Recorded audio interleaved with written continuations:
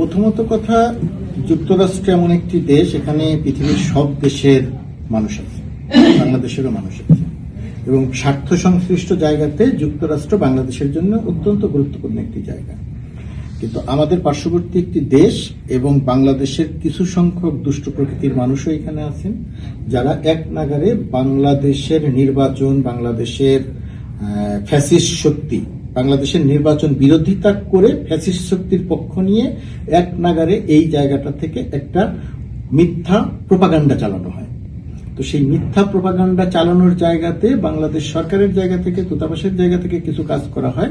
তুলনামূলকভাবে সেখানে দুর্বল একটা অবস্থান থাকে। যুক্তরাষ্ট্রে বাংলাদেশের যে মানুষ বসবাস করেন তাদের একটা শক্তিশালী সংগঠনের প্রয়োজনীয়তা অনুভব করা হয়, যে তারা যদি সত্য এবং সঠিক তথ্যটি দিয়ে যুক্তরাষ্ট্র সরকারের প্রশাসনের কাছে তুলে ধরত, তাহলে বাংলাদেশের জন্য অনেক ইতিবাচক ফল বয়ে আনত। সেটা এখনকার নির্বাচন, ভবিষ্যতের বাংলাদেশের জন্য।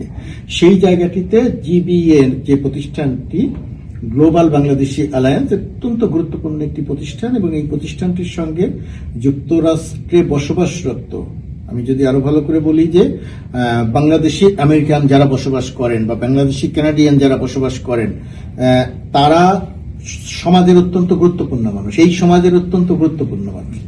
তো এই গুরুত্বপূর্ণ মানুষদের সমন্বয়ে যে জিবিএ গঠিত হয়েছে, সেই জিবিএ যখন মিথ্যা প্রোপাগান্ডার বিরুদ্ধে সত্য তথ্যভিত্তিক চিত্র তুলে ধরবে এবং যুক্তরাষ্ট্র সরকারের প্রশাসনের সামনে সেটা উপস্থাপন করবে, সেটা বাংলাদেশের বিরুদ্ধে যে প্রোপাগান্ডা সেটাকে চাপা দিতে সক্ষম হবে। তার মানে হচ্ছে জিবিএর মতো একটি প্রতিষ্ঠান তৈরি হওয়া, টিকে থাকা, সমৃদ্ধ হওয়া এবং আরো বেশি পরিস্ফুটিত হওয়াটা অত্যন্ত গুরুত্বপূর্ণ।